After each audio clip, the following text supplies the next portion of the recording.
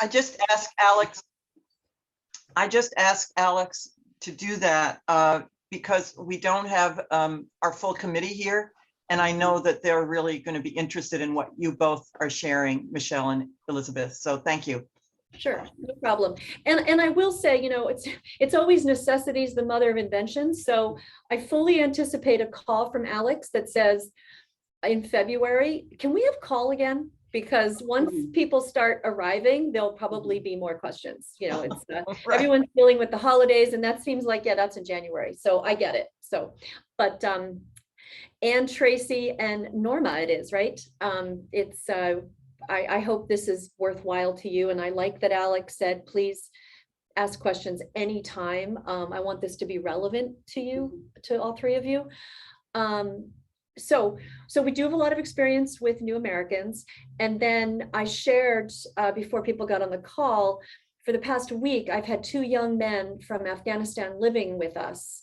So this particular, you know, I do have a little bit of experience with the Afghans who are here and maybe what they might need. And they're a very different cohort than some of the other cohorts that came. So, you know, any refugee that came through the Vermont Refugee Resettlement Program, every, you know, sort of place in the world, we've likely hired them.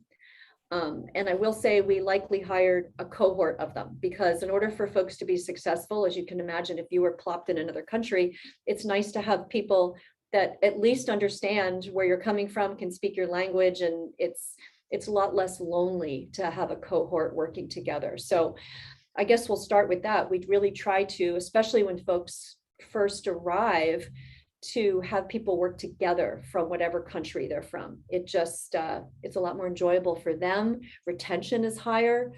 And actually it's a lot easier for the manager to manage them, because they're having sort of the same needs and the same language requirements. So where to start? We have made every mistake you could probably make, and we've gotten a lot of things right. And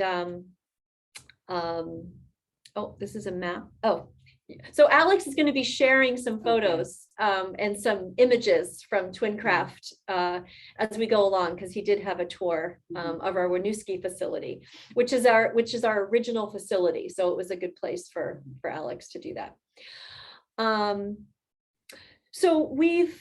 So I mentioned being in a cohort. We work with translators when we need to. I'm sure that the resettlement program down in Brattleboro will make translators available to you. I've been communicating with Google Translate. I will share with you that the Afghanistan folks coming, they don't speak Arabic, they speak Persian. Dari is one, and I can't remember the other one, but if you do Google Translate and you do English to Persian, that gets you there. I did learn in high school they can choose between Arabic and English, so some of them speak more English than others. And so what have we done? One of the things that you will find is that the folks coming, because they're Muslim, they will need a space to pray. So we have at Twincraft created, we call them resource rooms, where people can go, and that's one of the things that they can do. They'll bring their own prayer mat in, and if not, you can provide them. And they don't need a lot of time, but there are 5 times during the day that they need to face east and pray. And a few of those times will be during the work week. They will really appreciate that accommodation. I think because you haven't had a lot of new Americans, one of the things that people could start doing now is really talking to employees about what that looks like, and educating folks about the Afghanistan's coming. What is it? Why do they need to pray 5 times a day? Why is it important we support them? What language do they speak? You know, if there's going to be managers, get Google Translate on your phone. And it'll allow you to get a feeling and sort of get the pulse on what people's beliefs and attitudes and feelings are about these folks coming to Brattleboro. We've had issues. We don't anymore. We have a very inclusive culture and a culture where everyone is welcome and embraced. We didn't always have that. We've had over the years people that didn't embrace that culture are no longer here. You know, after giving opportunity, we gave them opportunities to kind of shift their limited belief system, and if they didn't, they're not here anymore. So what else can I tell you? We looked at, you know, our holiday schedule was really centered really around the Christian holidays and the American holidays. And we have so many new Americans that we couldn't even add a couple of holidays that would be relevant. So what we did is we have, it's two, right? Can be very, yeah. One or two floating holidays where people can use them to celebrate their respective holidays. For folks in Brattleboro, if you only have people from Afghanistan, you can consider and you can ask them what their most important holiday is and either create it as part of your calendar where it's also an education for everybody else, or give floating holidays or. I don't know how it would work, but that's just something to consider what works in your organization. It's very funny. We have our whole second shift in Winooski. They're almost all from Bhutan. So during the Bhutanese holidays, we might as well not even be open. I will share with you, because it is Afghan specific, that the people coming from Afghanistan are highly educated. These were the folks helping NATO and helping the Americans, and they had to get out quickly. And the two young men that are staying with us, one's a civil engineer and was building roads, and the other one is 18, and he and his father were selling oil to the Americans. And every day they have some of their friends executed that couldn't get out. It's very, very sad. So these folks they're going through a lot. They're really happy to be here. They're really smart, kind, gracious, and they've been through a lot, and they will continue to go through a lot as their family and friends are still there. So that just gives you a little bit of context. They love to eat lamb and potatoes and rice, and I've stocked up on Middle Eastern spices, and I have to say the food's pretty good. Let's see. Looking through my notes. Oh, English. So we made a decision. This was pre-COVID. We actually brought people in to teach English to all of our new Americans, and we did it during the workday, and they were paid to be in the classes. We made that work. We've done that for several years now. COVID has prevented that from happening. However, if I could see if we got another cohort, if this works out, we get a cohort of folks from Afghanistan, bringing somebody in to work with that specific group. They're highly motivated to learn English. They're looking at YouTube videos. They're just highly motivated to have a successful life here.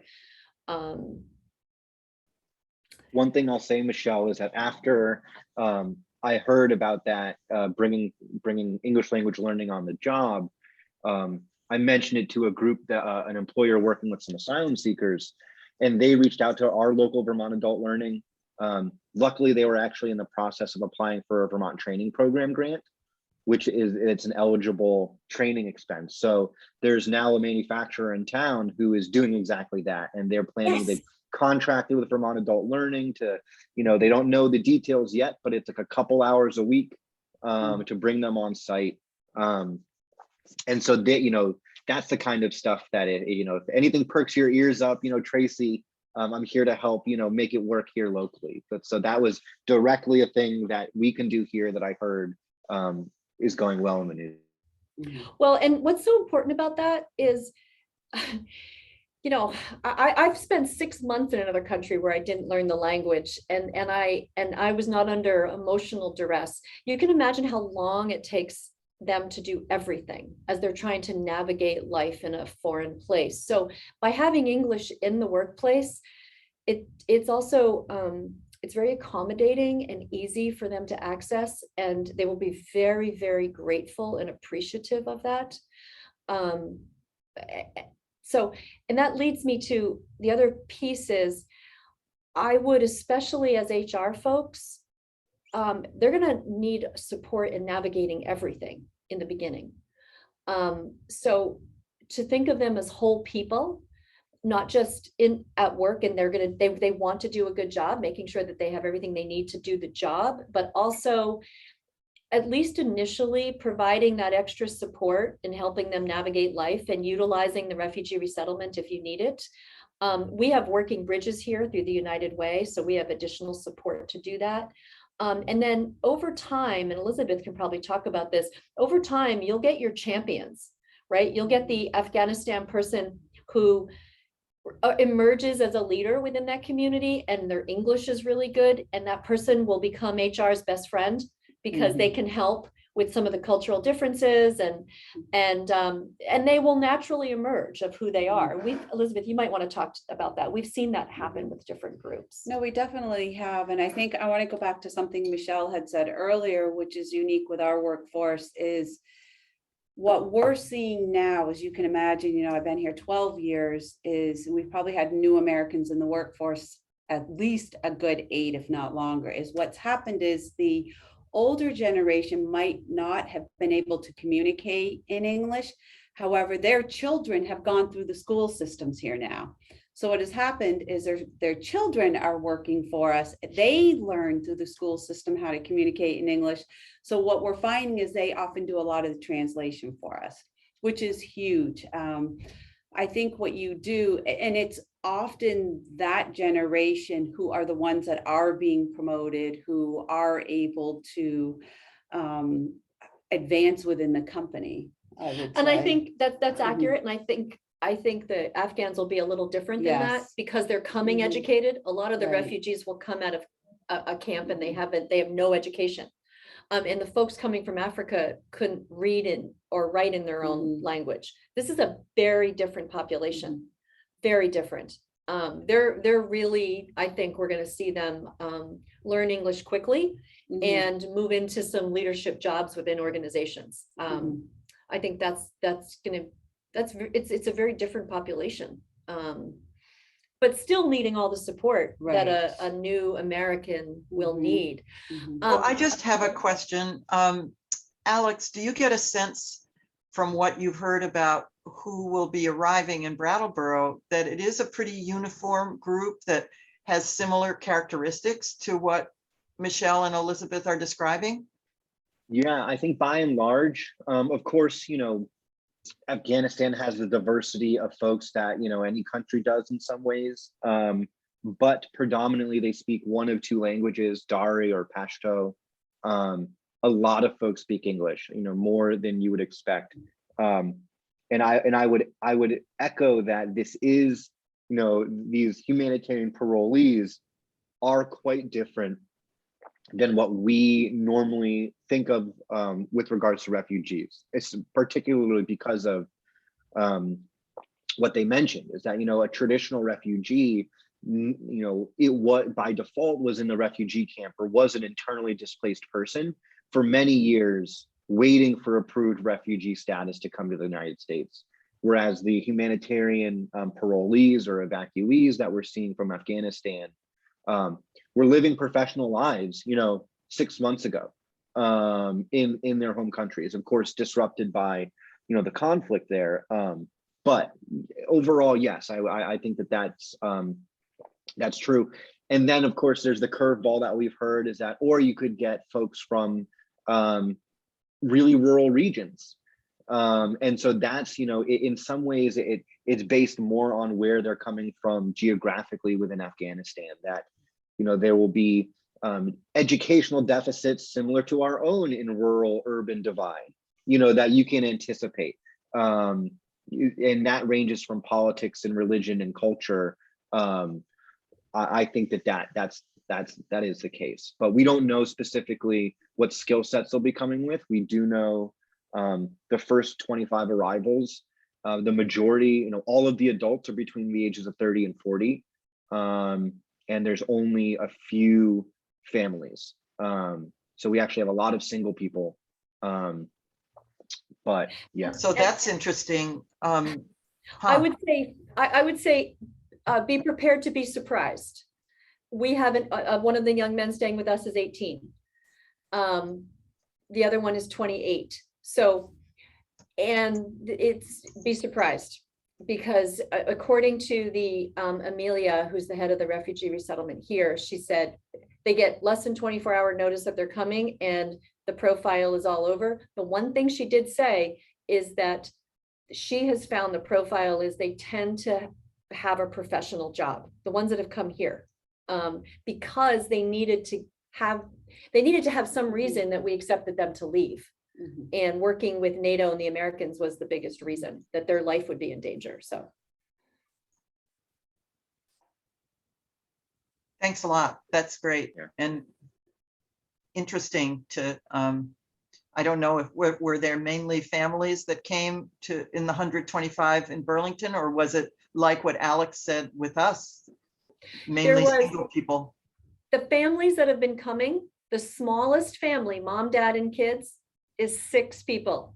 Most of it is 7, 8, 9. I just have a friend who took a family in that had 10 children. So if they're coming with a family, they're coming with a lot of kids.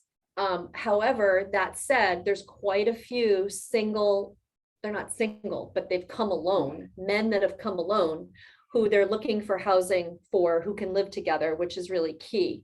You know, I mean, I'm in a situation where the 28-year-old is flying to California tomorrow to live with his sister who lives there. And now I'll have an 18-year-old alone with us. So I'm looking to get another person, because it's hard if you don't have a cohort, you know, to be with.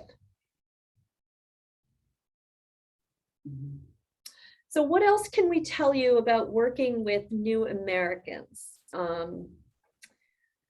Elizabeth, Well, I think I would love to hear more about, you mentioned some of the programs in your People Center that aren't specific to refugees or new Americans, but you know, all ships rise with the tide. I think, you know, it's what we're really talking about is good working class family policies. And so if you want to share some of the really great stuff, you know, I think around healthcare and clinic access and all of that stuff that you mentioned. Sure. So we've done a couple things to be more family employee centric. And one is recognizing that childcare is a disaster everywhere in the country, including Vermont. We've in both Essex and Winooski, we've created a babies to work office where parents from 6 weeks to 6 months can bring their babies to work. We've got, what do we have? We have a crib, a changing table, a sink, a desk. We've got and the cradle is on wheels to wheel the baby into meetings. And we've had 3 moms that have had babies that have taken advantage of that in a host of different ways. We're very flexible. You know, our view is that it's not a benefit, it's an accommodation that we can make when we can. Obviously, if somebody's in our batch room making batches, they can't bring their baby to work. So we accommodate where we can. And actually we've extended our 6 months when one of the families lost their childcare. So the baby came for a few weeks after that. You know, it's just, it's hard on families right now. So, you know, the thing is, what can we do to support them? And then these rooms turn into pumping rooms for moms that continue to nurse their babies. We also are we've joined with some other employers. We've joined with the City of South Burlington, VSAC, and the insurance division of Hickok and Boardman to create a healthcare center for all of our employees, whether they're on our health insurance or not, and the spouses of the employees who are on our health insurance. And this is a center that's got a nurse practitioner and a medical assistant, and our employees can go there outside of their health insurance free of charge whenever they want. The nurse practitioner does health coaching. They can do a Zoom call, they can go in person, they can pretty much use it however they like. You know, we also pay people $50 to go get their health screening and biometrics. And that has uncovered some health conditions like high blood pressure and things like that. And then they have access to the nurse practitioner for health coaching. They can go once a week, they can go once a month, they can go whenever they want. There's no cost to them. So it's a cost that Twincraft bears. So that's those are two probably of the biggest ones that we do. Working bridges. Oh yeah, we do working bridges through the United Way. We have Connie is her name. She's our resource person, and she comes 3 hours a week, 4 hours a week, 3 hours a week to Winooski and 3 hours a week to Essex. We have an office for her, and she has confidential meetings with any employee that wants to have a confidential meeting with her. She'll help them if they can't find childcare, if they can't pay a heating bill, if she helps new Americans apply for citizenship. She connects people to resources in the community and helps them, we bring folks in to help them do their taxes. All the things that, it's hard to navigate life if you don't have the cultural literacy that probably all of us have that advantage based on our background.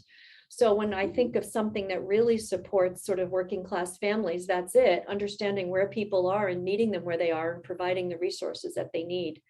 And all of that is thinking of the employee as a whole person and supporting them.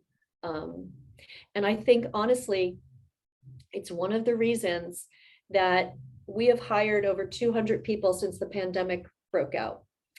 And most of those new hires come from employee references. So if you want to hire people, you just got to create a healthy culture. And one of the things that I want to add, because it's really important to add, is that we also have high standards for work performance. So while we support folks to make sure they get there, if you're not performing and adding value, we will, in a very humane way, help you find someplace else to land. It may not be the right fit. And the reason I say that is sometimes when I'm talking to business folks, they feel like we might be running some kind of charity, and we're not. We're running a really healthy work ecosystem where people make good money, they have a good paycheck, and they're really well supported. But in return, we expect them to do a good job and add value to the company. If we don't, we're not doing anybody a favor, because we would never be able to afford all of these programs. So that adds to a healthy culture, right? When you have expectations of good performance and adding value and working together as a team, that's really important. So I always want to put that in, because when I talk, it sounds like it may sound different, but that's just who we are. And do we make mistakes? Yes. And is it an organic process? Yes. And we probably have one of the most flexible HR departments, given how many people we have. But so that's who we are. Great. I'm going to share a few pictures on the screen for everyone to look at. Things that I think I've mentioned maybe in this group before in general, but just want to show. Let's see if I can find where I put it. All right, can you see this photo? Yeah. So I think we're all pretty familiar with a mission statement. We've done a lot of work in this group to make sure that your organization knows your values. This is really important. This is also really important. So if you're in the manufacturing business, you know what these signs are. They're you laminate a sign and you stick it up in every workstation, right? And it's almost always based on safety. It's based on what batch you're making. It's all of but you can put your values, you can communicate your values this way too. So, and this is something I've mentioned, is that, these laminated flyers is how you communicate about the workplace in a manufacturing environment. And this is a really— Alex, can I interrupt for a second? You took pictures of those, but I have to share. Remember I told you that we've made mistakes and we've learned from them? Okay. So here's one of our big mistakes. Those are very old and they're not all over the company. And I'm going to share with you why. The other piece that you did, we operate with a head for business, a heart for people, and a passion for bringing them together. That's up and visible, and that's what we live by. In our experimentation, by having these values all over, it almost was like creating some dogma versus a live, thriving ecosystem. So we don't have them all over anymore, because here's what happens. Okay, so we're in a meeting and I'm not bringing my best self today, and I'm kind of grouchy. And I have somebody say, you're not living up to the values of the company. Well, that's not helpful. That is really not helpful. That creates more sort of polarization. So we have experimented and it's worked better. Again, this is all an experiment. So if you all are experimenting with things, I'd love to learn.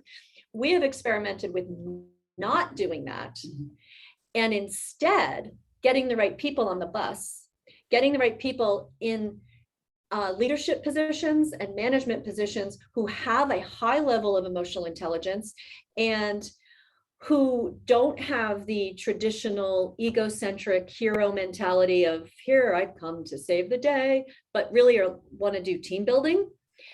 And on top of that, our president leads mindfulness meetings every week, every other week, with a core group of 45 people in the company.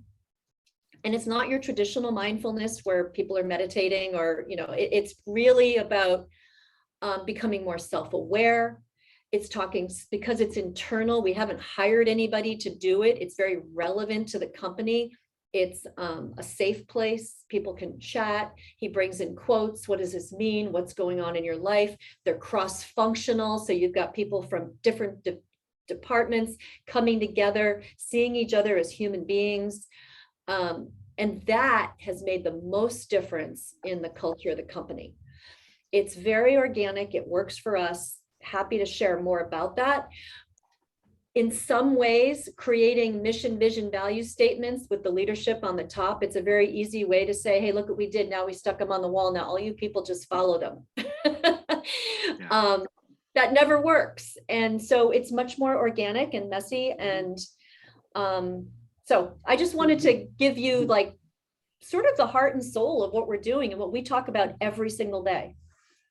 I just like to, Norma, if you're there, I'd like to ask Norma if what Michelle just described is similar to the way the town of Brattleboro has been functioning, because over the past 3 years, they have been working on creating a culture that's similar to what you're describing. And if I'm right, Norma, there is an opportunity for the leadership team to meet and reflect on equity issues in somewhat similar ways. Tell me your experience.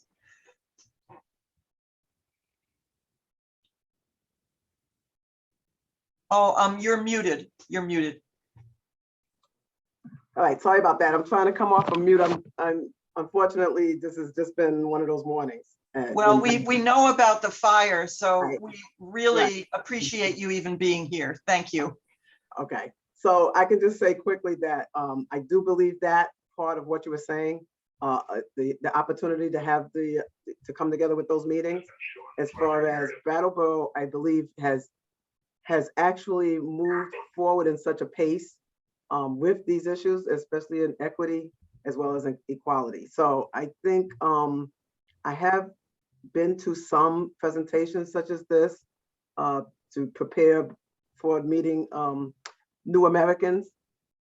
And, I can't say like succinctly, yes, this is going on in the town, but I can say that, yes, we're open to, creating that kind of atmosphere.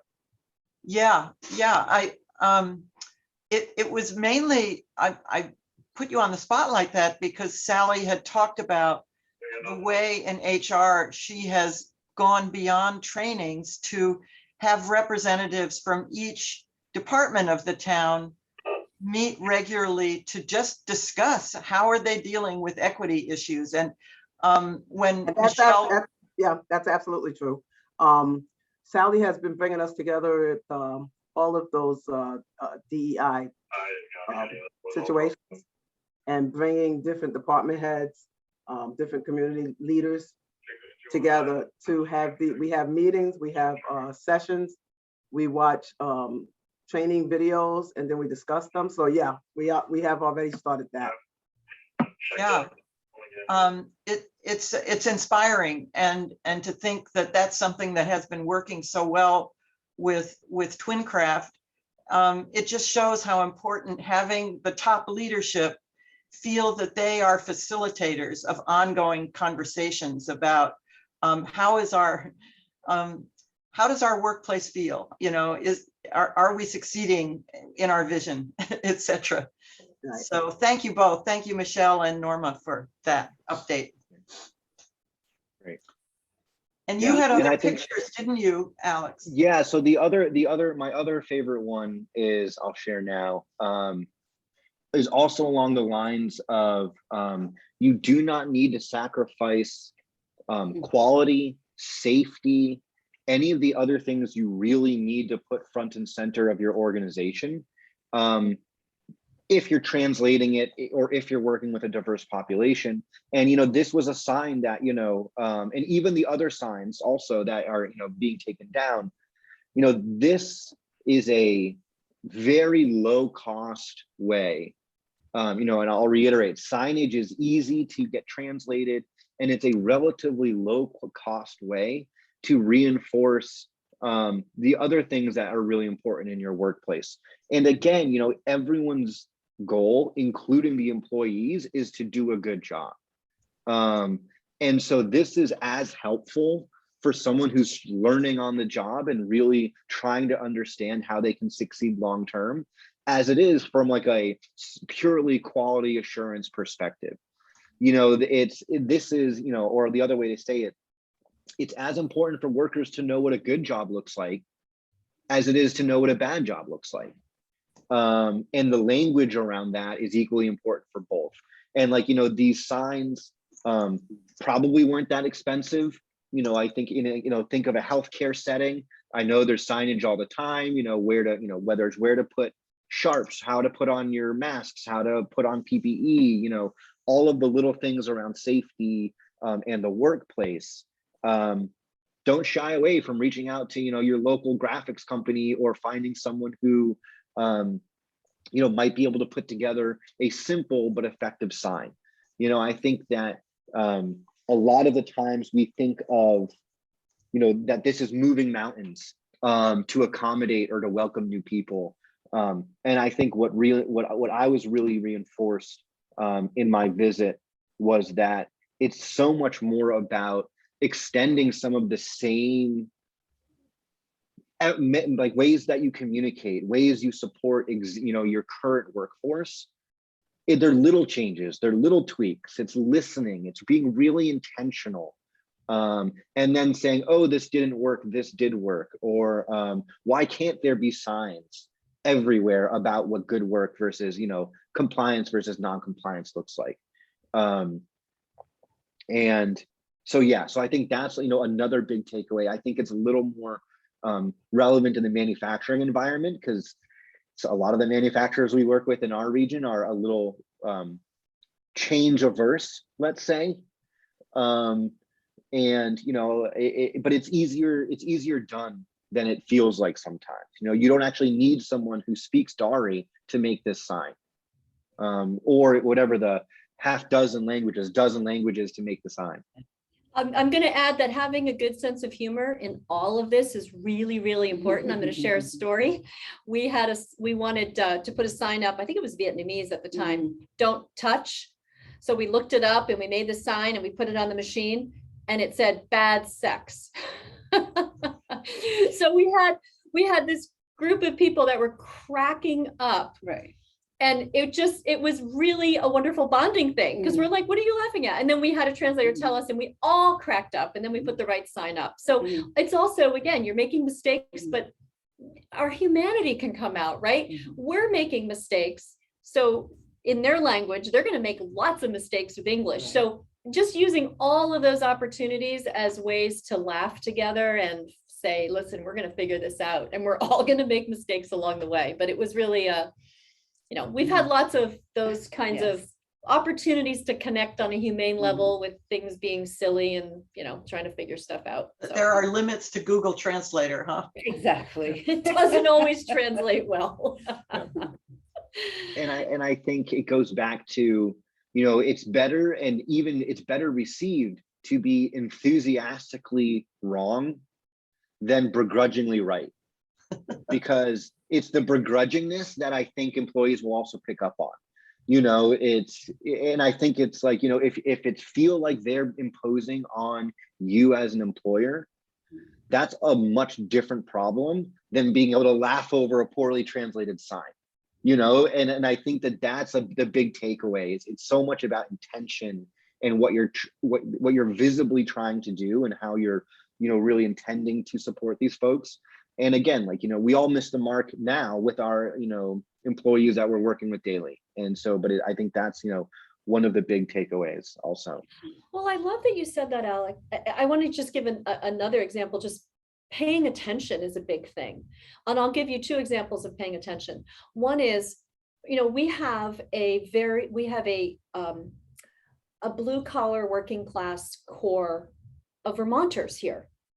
That group can tend to be invisible, right? So they're not admin, they haven't gone to college. So Elizabeth and I know what folks want. Like, we're bringing in interval food, maybe you want a yoga class.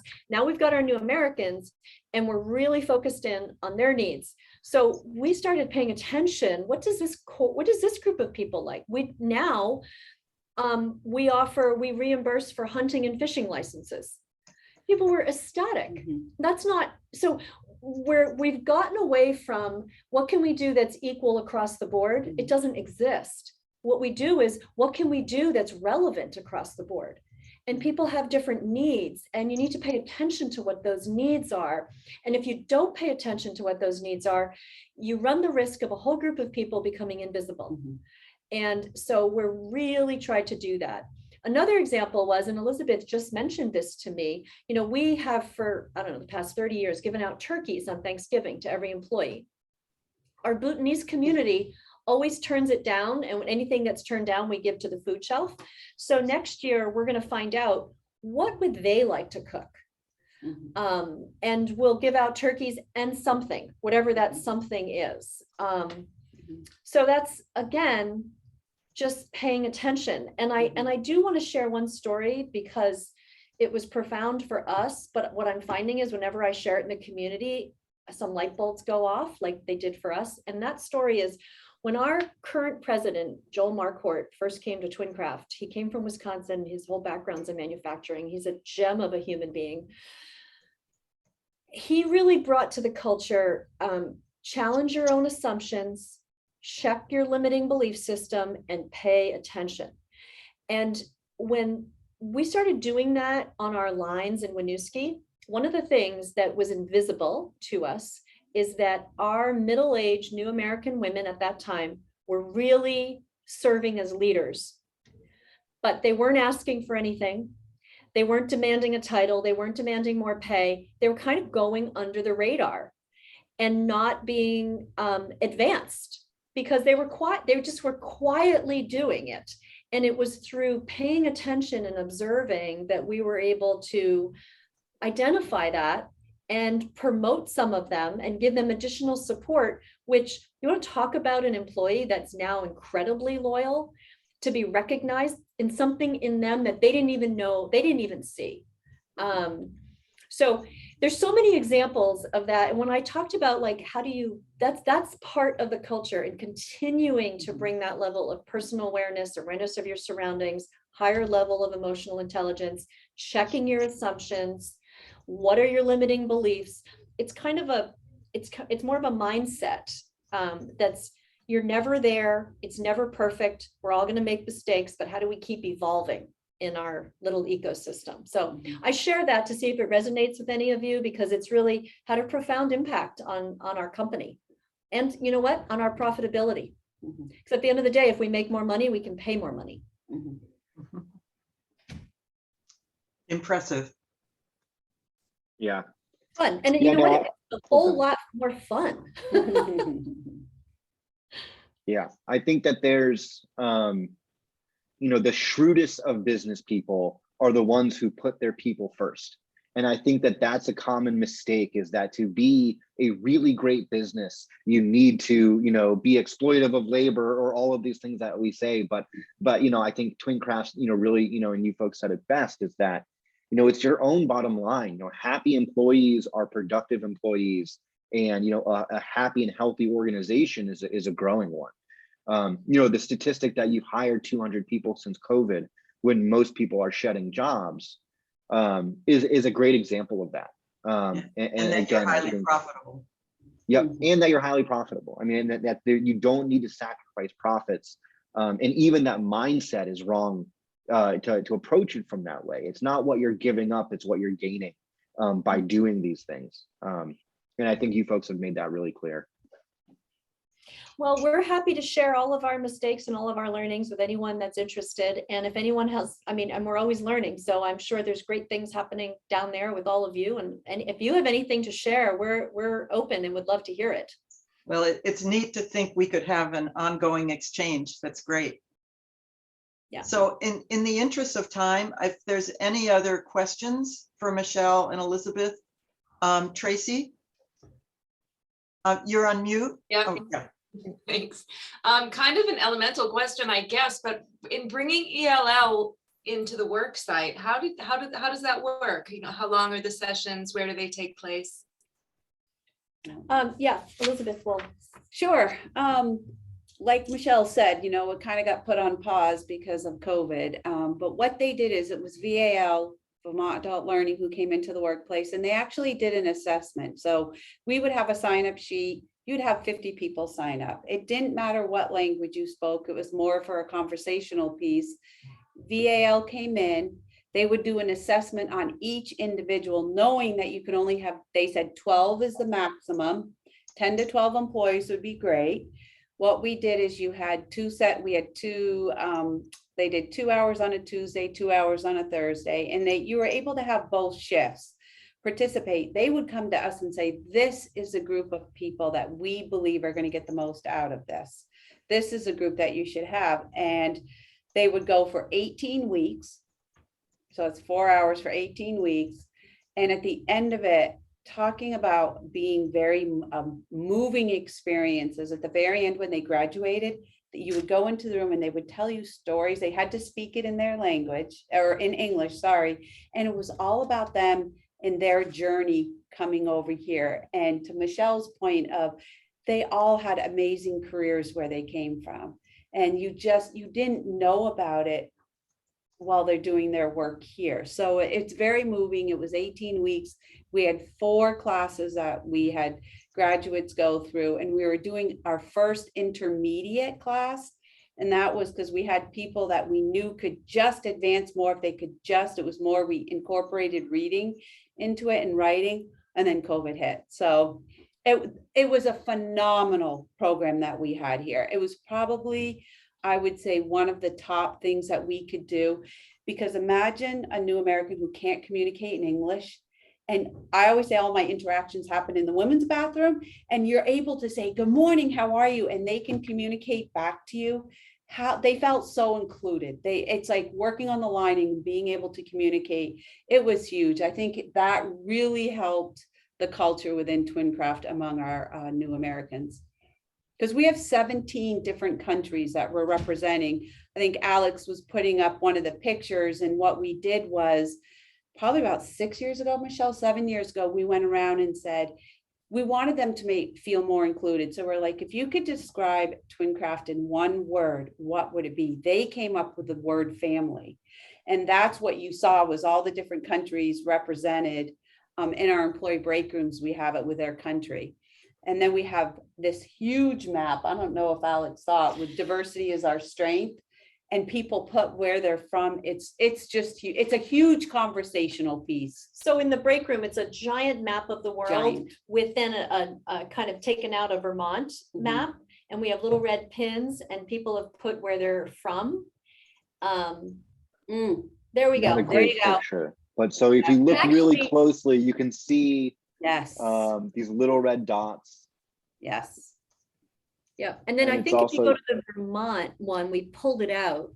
You have some there, but those are separate Vermont There's a map. separate little Vermont map because there were Oh, so I many didn't- Right. Vermonters. I don't know where that is, but it's on there somewhere. Yeah, so that's just, again, it was just, let's try this, see if it works. But People liked it and put their And pins it's on. a huge conversational piece. I remember talking to a gentleman one day and he was just he was showing me all the different countries he's been to and where he's worked. And I was just like, wow, like, it's just amazing to listen to their stories and listen to what they have to say. You learn so much, so much. That's really neat. Great. Any other questions before we transition to our second part of the agenda? Gosh, thank you both. And please, if you are able to, certainly stay, just because what we're talking about is an educational opportunity for institutions, businesses in our community that reinforce a lot of what you've been discussing. So you're welcome to, but We if would you're both love to, but we do need to tap out. We have another Yeah. commitment. so. okay, But I okay. will well, share with you, it's been a pleasure and we're both available. It's exciting. It's exciting for Vermont that that we're moving forward like this. Yeah, And please reach out anytime with any questions. thank you. Thank you both. Okay, Yeah, take care. thanks so much. Bye-bye.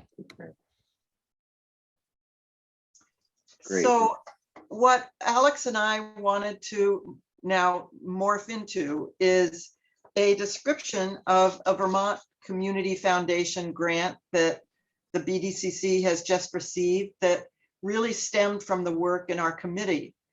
And I'll have Alex describe it. We're pretty excited that this is actually going to come to fruition because it comes out of a lot of the efforts that in our communications we've put down on paper about steps that each institution individually can take to make their workplace more welcoming.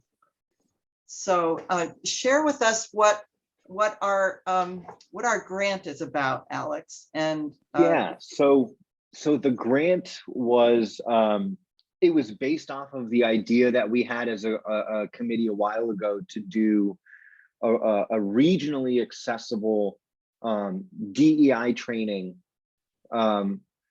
for the kinds of the scales of businesses that aren't showing up, to our table. For instance, a good example is, we know we have a lot of great engagement from our largest employers and from municipal leaders, but we know there's a lot of businesses in our community who could benefit not just from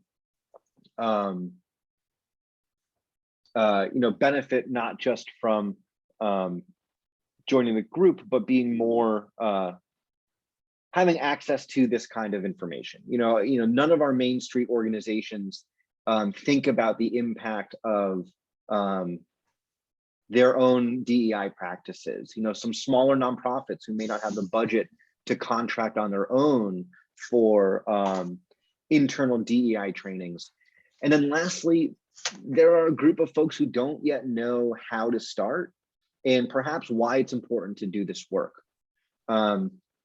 And so the idea is really, we'll jokingly refer to it as DEI 101. And it's some big, broad topics. And I'll share this in just a sec. I need to figure out how to, but it's really, we're talking about broad topics that we're all familiar with already for the most part. And I'll share my screen now.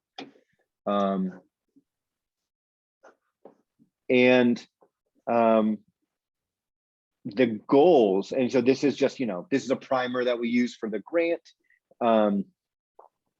The real emphasis is on, this will be available to municipalities, which we know have struggled with you know, this question is that, okay, we might want to do this, but if we do, can we spend money on it without asking the town? And then all of a sudden you need a town vote to spend money on something that it shouldn't really be up to the town to decide on, or necessarily. But again, nonprofit boards and leaders, volunteer organizations, and again, some of those CEOs or HR managers who they're the only HR person and they're the operations person, and they really just need an introduction to this work and some tangible resources. And so we have a goal, is to over the course of a year is to engage 40 different organizations that collectively employ 100 employees. This is, you know, I'm not concerned about meeting those goals.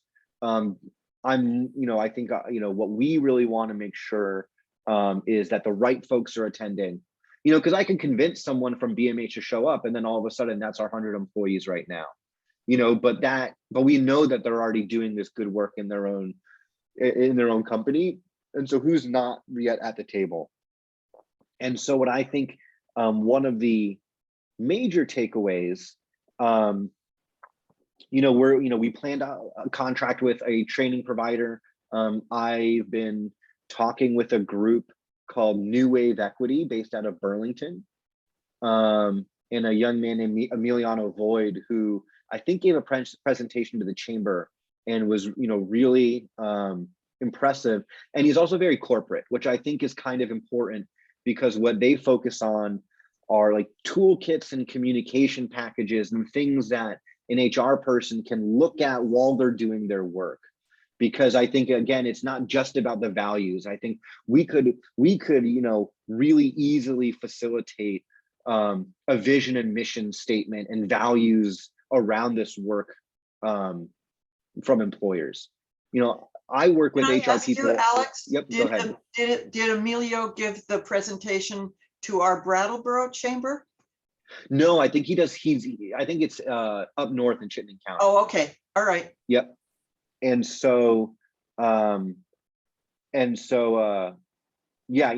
my boss, was really impressed with him. And I think especially because he speaks the HR language that that sometimes people miss, and can really connect with the policies and infrastructure of a business. And so I think that's what's kind of what I'm most excited about in really looking at what kind of trainers can we bring in that will give a really good understanding of how inequity is structural in our workplaces. And so solutions need to be structural, not just cultural and philosophical. And then the other thing that I've in the trainers I've been talking to that make clear that we expect them to also touch base with our local training providers, and that the materials that are going to be left behind with our local employers will reference the follow-up work that needs to be done and who to find locally to do it. And so that's when some of our more familiar names like Mary Gannon and other training providers that we know work with other employers, that's when their information and what they do will be presented to employers, because that's kind of where what we want, one of the outcomes of this training is for an employer to say, I need to do more. And then to pick up the phone and engage locally on these issues. And so that is something that I think our group can focus on. So, this is going to be a training, you'll see BDCC, we receive funds to staff it. And so Casey, who I think is on the call, but doesn't have his video up right now. Casey's going to be leading a lot of this work with me also. And it's, the marketing and outreach and all of the stuff that the BDCC will kind of do. But it's going to be the leadership of this committee who's going to be prodding other businesses to sign up. Examples, again, the folks who are here are already leading in our community, and we want to highlight those folks as well. and then really deepening our local resources and making sure that that information is available. And so that's where what I think a really good role for our group could be is thinking about making sure we're not leaving anyone out. I think, you know, especially from local training providers and partners, you know, listening to a guy from Burlington talk about equity for 2 hours isn't enough. You should be engaging with the NAACP and with SUSU and all of these other, or in the Root and all of these other organizations as well. Making sure we're communicating that. You should be following up with local training providers, engaging in local resources. And so that's something I know our group can kind of think about as we look to launch this training.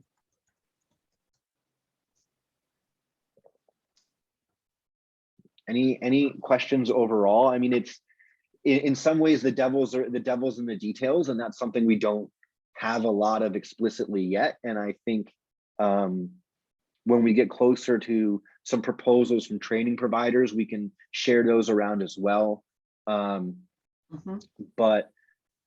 But yeah, so I really think it's, you know, it's how rooted this group is in the community and the leadership they've provided and just the knowledge we have locally, I think is going to be a really good asset. Like, you know, I will you know, whoever the trainer is will come to one of our meetings probably before this starts, you know, and I'll have them reach out to, whether it's individual organizations, like, you know, connecting with Gail and seeing how, you know, that experience has been, along with other local training providers and other folks. That's a good idea. So what you're saying is a first step for BDCC in managing the grant is deciding on the trainer that will shape the way the sessions will go, and what the agendas will be, and that would be brought to us to review and critique. Yeah. Is that So I the think understanding? Yeah. So I think if we're, you know, I'll share this one more time so it's easier. So when we're looking at, you know, this second column, the key training components, can everyone see this? Yep. So I think, you know, it's really this first part that this is really what the trainer is going to be focusing on is, you know, what specific tools and best practices and, you know, that the meat and potatoes of the content of the training is something that they'll put together based on, you know, their experiences working with companies in Chittenden County and Vermont, and they do a lot of work in Canada and in other places. And then some of these other things like next steps for your organization, you know, part of that is just, you know, tweaking our template that we've had, you know, and so, and then the last is, you and know, Tracy, I don't think you've seen our template, but I will send it to you. Okay. So. Yeah. And a lot of it was based off of some of the work that BMH had done in terms of like forming your core group of people dedicated to this. And then this community resource handout. So I think that's kind of what we would be focusing on as a group. And it would, you know, be supplemental. It'll be worked into the trainers, you know, the workshop itself.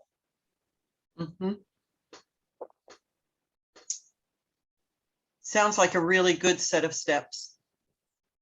Yeah, and I mean, I think, you know, it's we put it, you know, it's in the primer and it's in the application, and I think it's you know, this came directly from the work that the Diverse Workforce Development started and has been championing. And I think, you know, an outcome or goal that I see that isn't on this list is, and something we may need to be prepared for, is increased membership in our group. And thinking about, which would be great, you know, and thinking about how can we expand what we offer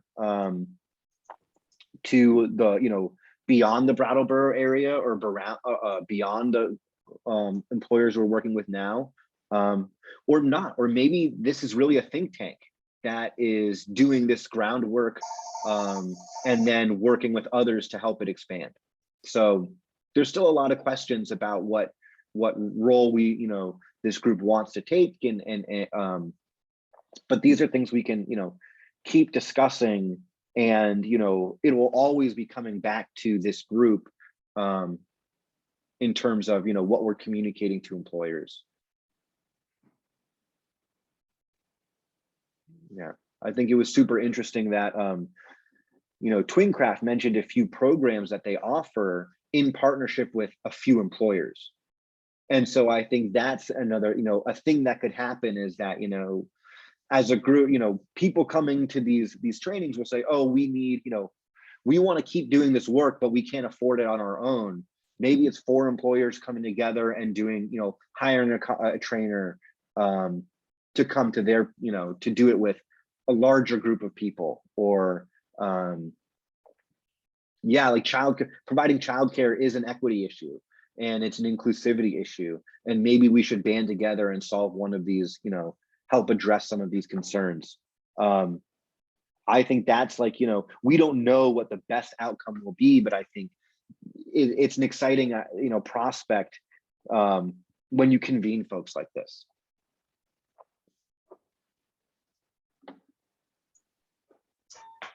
Okay, well, we look forward to tackling this in more detail once that decision is made about the trainer and the shape of the training. I think we'll also reach out to United Way for their perspective on it and help with the outreach. But certainly the 3 of you that are here will help us connect with the kinds of groups that should be joining in. Yep. Yeah, and we plan to reach out to, we've already started talking with the Chamber and the Downtown Brattleboro Alliance. And of course, Ruben and I have talked about this a handful of times. And so it's really, it'll be a warm hug from the business community to encourage people to engage in something new. And I think that's the main goal. Even Dan Yates has said, we do our stuff internally, but I'm happy to say about how important it is for other businesses to do it themselves. And it's that kind of leadership that I think there's plenty of room for in our existing committee as well, to highlight that.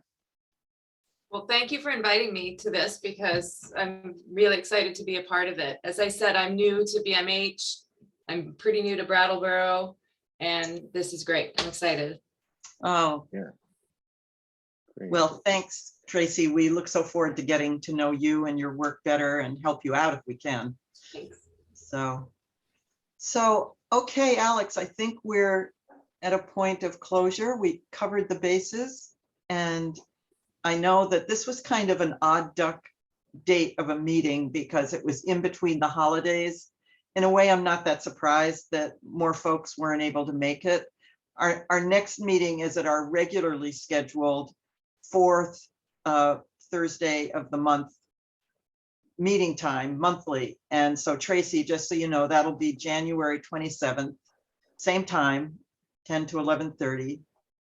And I'm so glad, Alex, that you taped this, because it can be a resource for those members that missed it today. So anything else that we missed that you'd like to have an update on, or make sure we consider?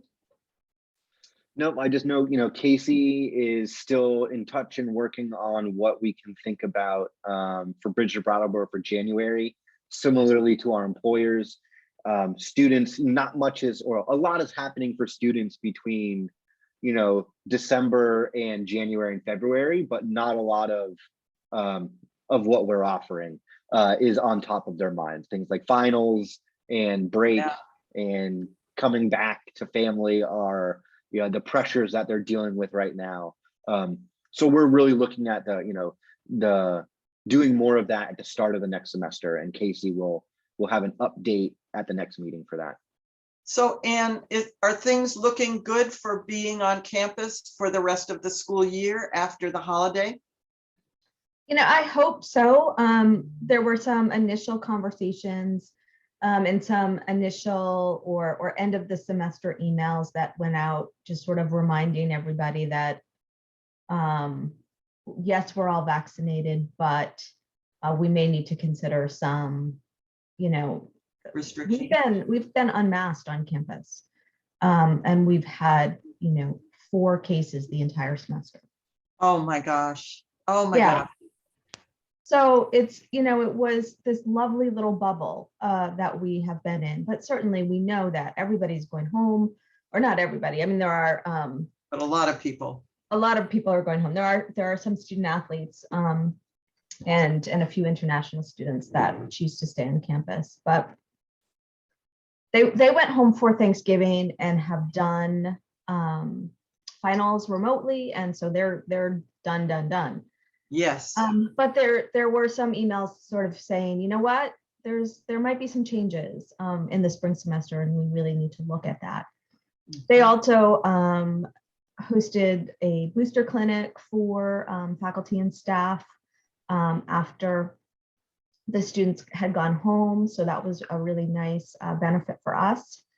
And then, again, some flexibility around the recovery process, because we're finding it hit some of us older folks a little bit differently than it hits our younger students. Yeah, takes us out for days, right? Yeah. But I am hopeful that those are the kinds of things that we will continue to do for our students.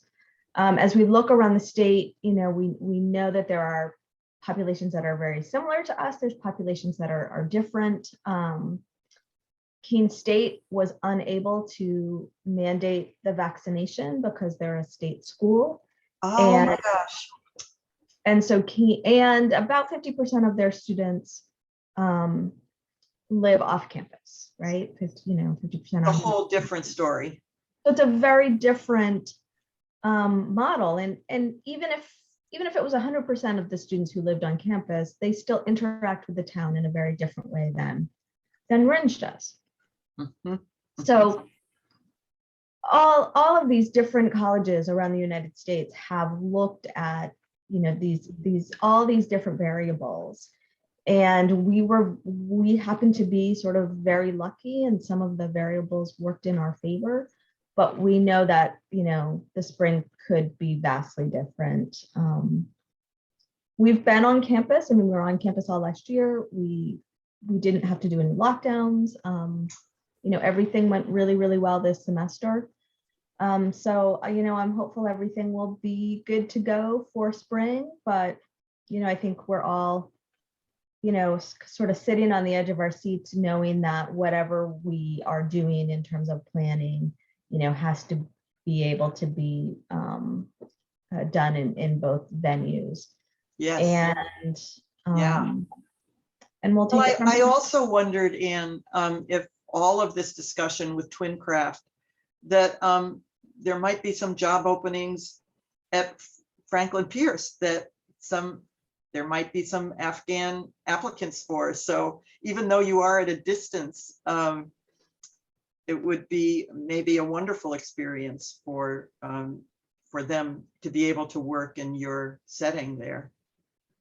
Absolutely. And we have partnered with companies all over the place. Certainly would love to have a future conversation. We have and one of my other colleagues really does a lot of partnerships with businesses to not only provide some tuition benefit, but tuition benefits specifically for online programs to sort of build that training workforce. So online programs and MBA and that sort of thing. Gosh, yeah. It could definitely be an option as well. So absolutely. Oh, but so where you're sending me with that comment is you might hire an Afghan new American who would strive to get a degree from Franklin Pierce in the long run as a sideline to his or her work. Or they may want to get an MBA, that that talking about all of those, students that are or folks that are coming that are highly educated, having a US degree is something that can be a little bit more transferable. Yeah, And yeah, so because they being- come and it's almost immediately erased what all of their experience, their life experience. Exactly. So being able to sort of say, hey, we have this array of MBA programs. Oh, definitely. No matter Person- where they're working, that would be Exactly. something to strive for. Exactly. Oh, well, thank you, everybody. Are we done, Alex? I think so.